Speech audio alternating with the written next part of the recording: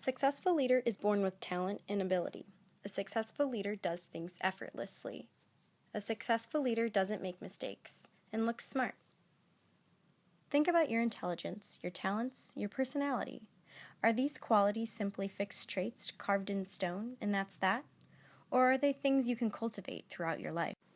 Mindset is a simple idea discovered by psychologist Carol Dweck. It explains why brains and talent don't bring success, and why praising brains and talent doesn't foster self-esteem and accomplishment, but rather jeopardizes them. It is a concept that makes all the difference, and it is something that all great CEOs, parents, teachers, and athletes already know. The statements I began with all model a fixed mindset. It is when people believe their basic qualities, like their intelligence or talent, are simply fixed traits. They spend their time documenting their intelligence or talent instead of developing them. They also believe that talent alone creates success without effort. They're wrong. On the opposite side of the coin, a growth mindset is when people believe that their most basic abilities can be developed through dedication and hard work. Their brains and talents are just a starting point. This view creates a love of learning and a resilience that is essential for great accomplishment. It also creates motivation and productivity in the worlds of business, education, and sports. Alfred Binet, the inventor of the IQ test, is a proponent for this research. Although many assert IQ to be your unchangeable intelligence, Binet believed that education and practice could bring about fundamental changes. Scientists are learning that people have more capacity for lifelong learning and brain development than they ever thought. Binet concludes it's not always the people who start out the smartest who end up the smartest. Have you ever heard the phrase, your praise is a problem? Dweck's research is rooted in this. Praising one's intelligence does not give them confidence or make them learn better. Instead, performance worsens. This is comparable to Pink's work on motivation. By incentivizing or praising someone, they believe they are being valued only for being intelligent.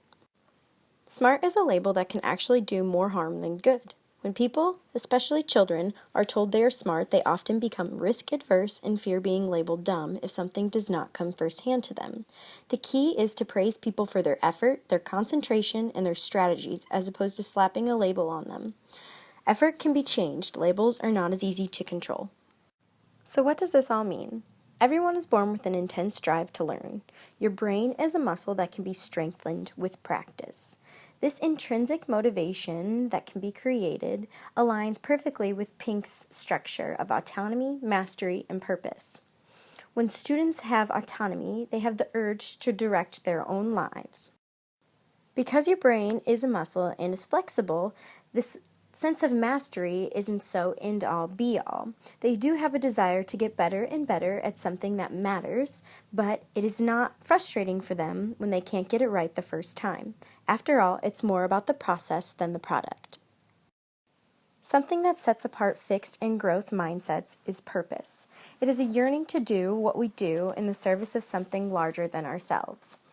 It gives us this notion that even though we can't get something done maybe the first, second, or third time, that there is an overall desire to achieve for something greater.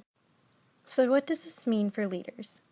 Latimer says there is really only one shift to be made, which is the realization of the infinite possibilities which exist. It takes time for most to let go of old and outworn beliefs and thoughts and replace them with new life-affirming mindsets.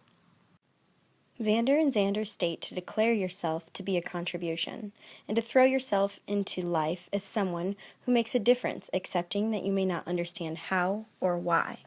It matters not about the size of the contribution as long as it is authentic and born of a desire to make a difference. When you concentrate on contribution and make it a brilliant one, the energy will bring abundance. Empower yourself by believing in your ability to create and change your current reality. Accept your current reality without resisting or wishing away what is. Have faith and patience that with the right mindset, you can make the change for something better, whether that's leading from any chair or being your own board. Systems and processes can be managed, but with people, you must build relationships. You must create a shared vision that articulates a possibility to fulfill a desire fundamental to humankind in which any human can resonate. It is an idea to which no one could logically respond, "What about me?" A leader with a growth mindset is a reflective practitioner.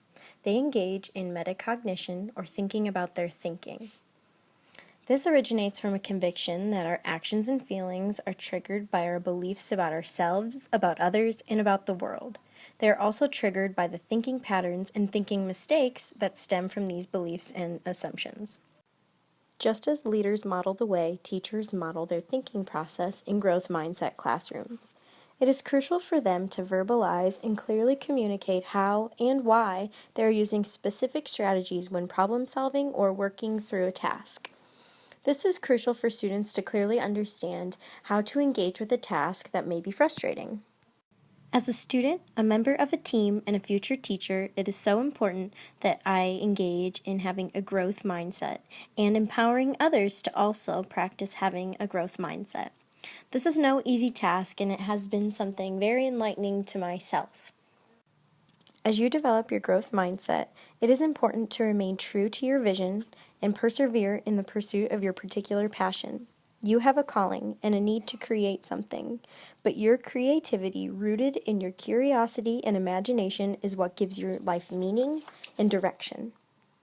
Martha Graham says there is a vitality, a life force, an energy, a quickening that is translated through you into action, and because there is only one you in all time, this expression is unique, and if you will block it, it will never exist through any other medium, and it will be lost. The world will not have it. It is not your business to determine how good it is, nor how valuable, nor how it compares to others' expressions. It is your business to keep it yours clearly and directly, and to keep the channel open. I challenge you to have a growth mindset. It enables you to think differently and see the world differently. It is often inspiring to be around other people who have a passion for something. Think of failure as iteration, as learning. This kind of pursuit develops your capacity for discipline and the muscles of concentration and perseverance that you will need to succeed.